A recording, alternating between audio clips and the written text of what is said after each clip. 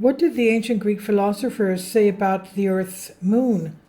Since ancient times, the moon has been characterized as an artificial creation, since there are recorded historical phases where its non-existence in Earth's sky was recorded. What did the ancient Greek philosophers say about the moon? Democritus and Anaxagoras taught that there was a time when the Earth was without a moon.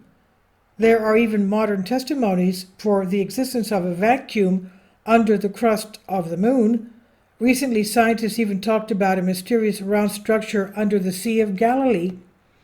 It's also the only celestial body which does not make the movements of all the other known planets in their satellites, while its size is disproportionate for the satellite of our Earth.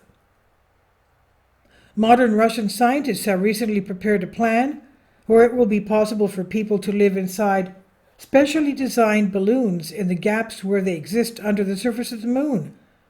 There is no such fatally dangerous space radiation for humans, and for the force of gravity is comparable to the one Earthlings are used to.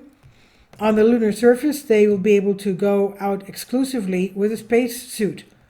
According to Hesiod, but three elements coexist: chaos, Gaia, and love. Love does not give birth, but encourages and facilitates birth and creation. From chaos were born Erebus and Night, while their children were Ether and Day, according to Hesiod's Theogony. Chaos is the personification of the primordial void, which precedes creation, when order had not yet been imposed on the elements of the world. Aristotle wrote that Arcadia, before it was inhabited by the Greeks, had a Pelasgian population, and that these natives inhabited this region from a very distant time, when there was still no moon in the sky. For this reason, he also called them Proselines, meaning before the moon. Apollonius of Rhodes mentioned the time, quote, when all the moving bodies in the sky did not exist, before the races of Danae and Deucalion, which is another name for Noah, the man of good omen, appeared, and there were only the Arcadians, who were said to dwell in the mountains and feed on acorns before the existence of the moon, end quote. We have similar reports from Plutarch, Ovid, Hippolytus, Lucian, and Censorinus. Apparently, in South America, symbols found on the walls of the forecourt of Calasaya, near the city of Tiahuanaco in Bolivia, record the moon first appearing about 12,000 years ago. Isn't that strange? That's about the time of the Dryas and the Ice Age, where the megafauna and flora disappeared. Now, the appearance of the moon is said to have caused great upheavals on Earth in the form of earthquakes, massive floods, and climatic changes.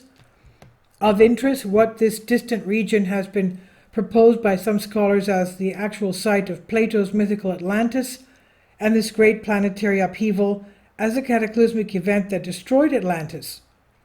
A similar change today could cause the Earth's magnetic poles to shift, with similar devastating results for our modern planet.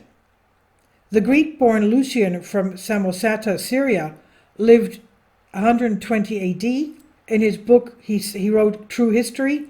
He gives surprising information because it was impossible for a person to know at that time.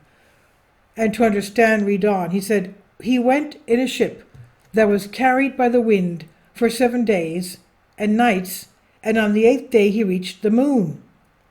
This is what modern spaceships do today to go to the moon. He went into a well that had mirrors on top and could see the whole Earth.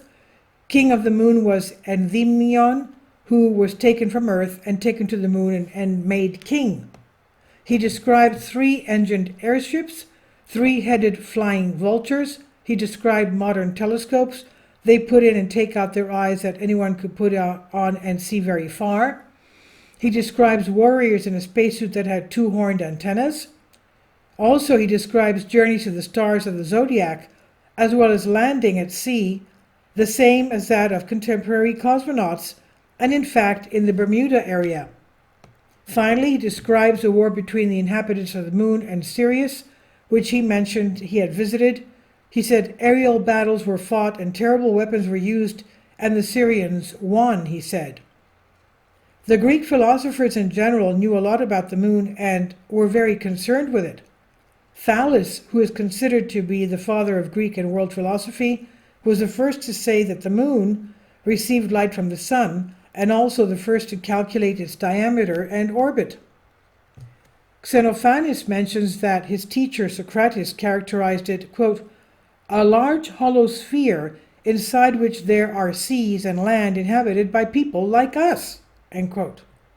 Words of Socrates that are also supported by modern astronomers today.